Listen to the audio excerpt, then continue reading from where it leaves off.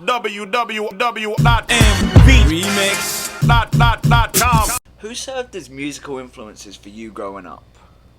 Well, it was pretty much from Stevie Wonder to Lionel Richie, Alejandro Hernandez. It was like later on down the road, U2, Depeche Mode, Aha.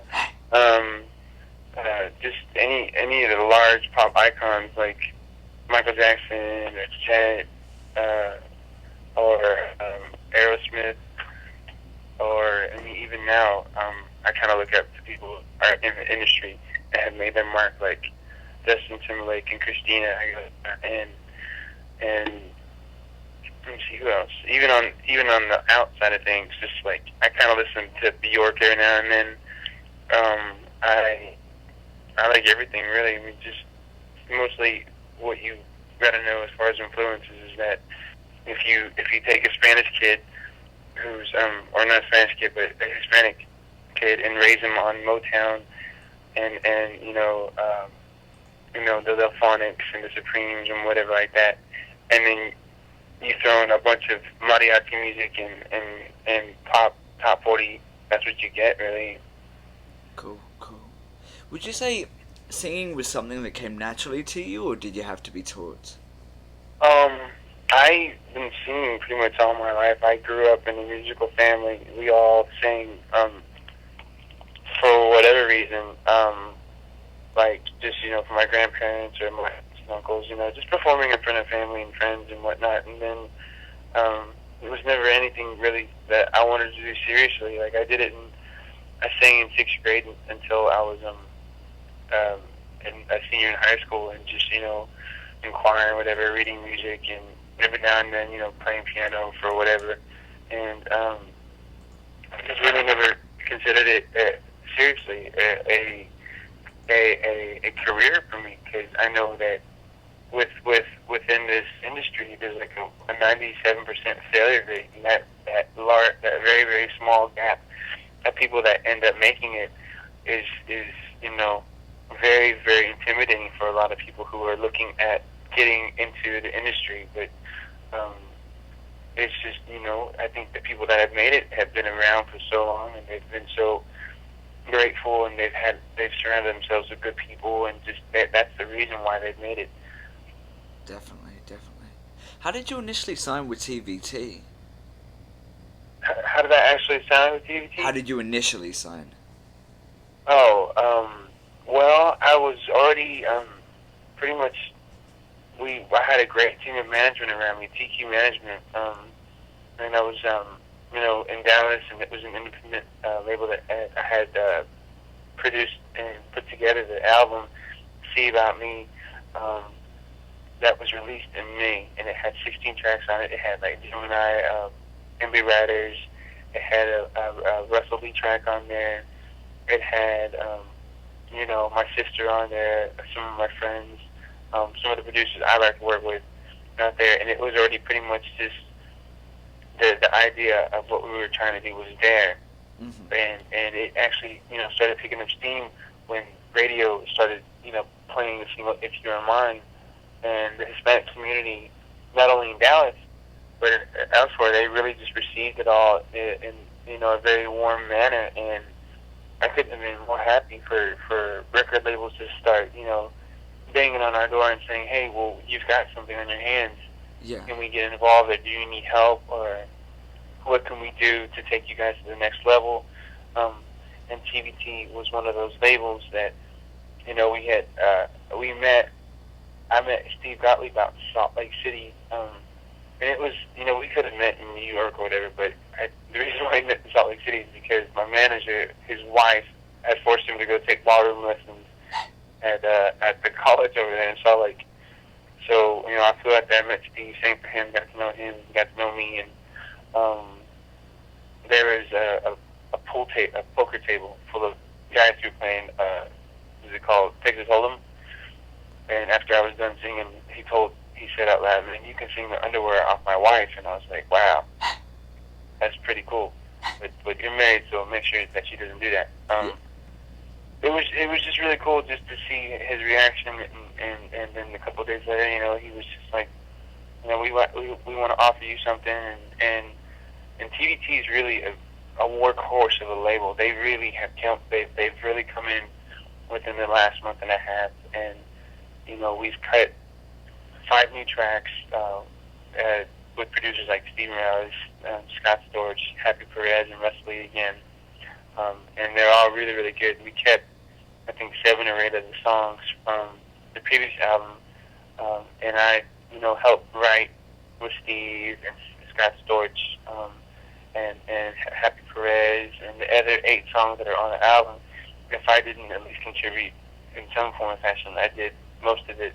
But I mean, it's really cool just to have your sound and your writing out there, and people just enjoy it. It's a very exciting time right now for Latinos in the industry to get this kind of recognition, as far as Pitbull to Frankie J to Diego Calderon to Ignacio Peña, to really any of the Latinos out there who are doing it good, doing it big, and representing our family. Yeah. Now, recently, Lil Jon criticized TVT for being problematic with him being paid despite what he's earned for them. What are your feelings on his statements, and have you experienced anything along those lines?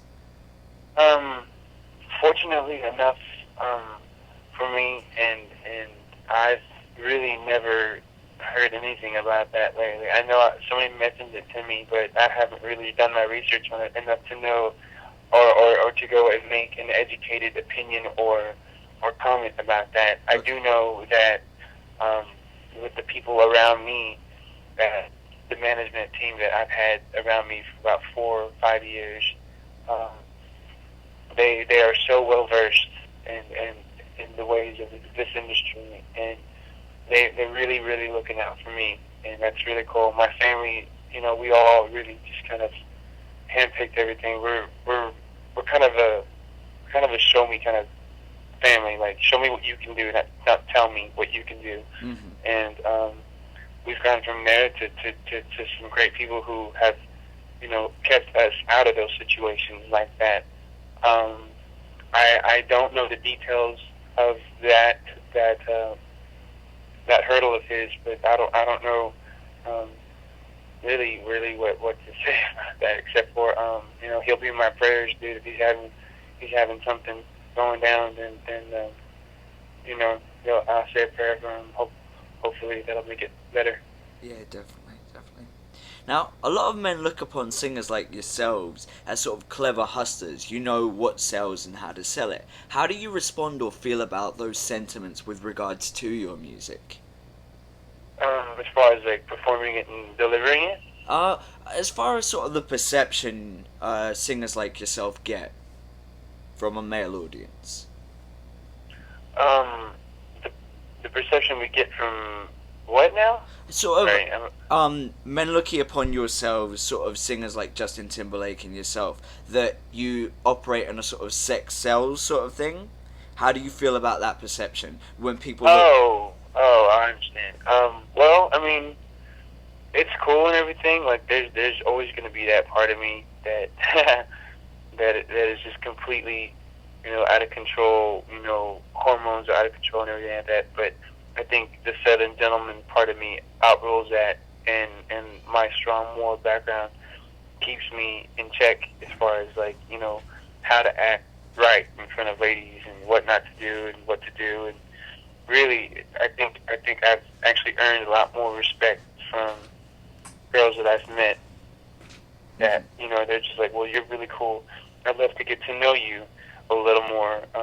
Is usually what I tell them. I'd love to get to know you a little more before we go out there and do anything else. As far as like sex sells, it's great and everything. I think it's a cool idea, but personally, I'm pretty shy about my body, and just and to keep it modest, because really it's all about the music and just a feel good tune that's very easily singable, and if there's sexual connotations in it that are being received in a very like over the top way, that's a perception that I don't necessarily want to give out, except the fact that it's always there, and it does so. So Definitely, definitely. Now, in an interview I did recently with the OJs, they criticised younger R&B singers for the lack of sincerity and emotion attached to their material because of their age. Now, having such a hectic schedule, do you feel you're having to act a bit, or do you feel you're developed enough with relationships to be entirely sincere? um, I think I'm pretty much um, old enough now to know what goes into making a great relationship, and any love songs out there that are worth singing, any love songs that are worth performing. Um, you really have to bring something to the table, as far as like a mindset, really. Just in a greater way of looking at it. Back to my family, my parents set a role model for marriage, for being married for like 33, 34 years, and whenever they say, well, go ahead and have fun and whatever, but whenever you go and you sing these songs, you got to be thinking about these words that you're singing. I mean, you gotta be really, you know, this may mean the world to somebody. This song may be a very, very big turning point in their lives. I've gotten emails from people who said, I've hooked up with my boyfriend over this song, or me and my boyfriend broke up over this song because I couldn't stand the way he was treating me, or it's everything I sing comes from a strong background of passionate singers who sing with a lot of heart. Mm-hmm. So there's really no other way I know how to sing. So, Yeah, yeah. How did you become a spokesperson for the American Heart Association? say it again. How did you become a spokesperson for the American Heart Association? Um, a good friend of the family actually was vice president, or I think media relations for the American Heart Association Hispanic branch. Mm-hmm. And we grew up with her and everything. Her name's Francesca Martinez, I think. Oh, Ramirez? No. I don't remember her last name. It's Francesca something. I can't remember. Don't quote me on that as far as like the last name.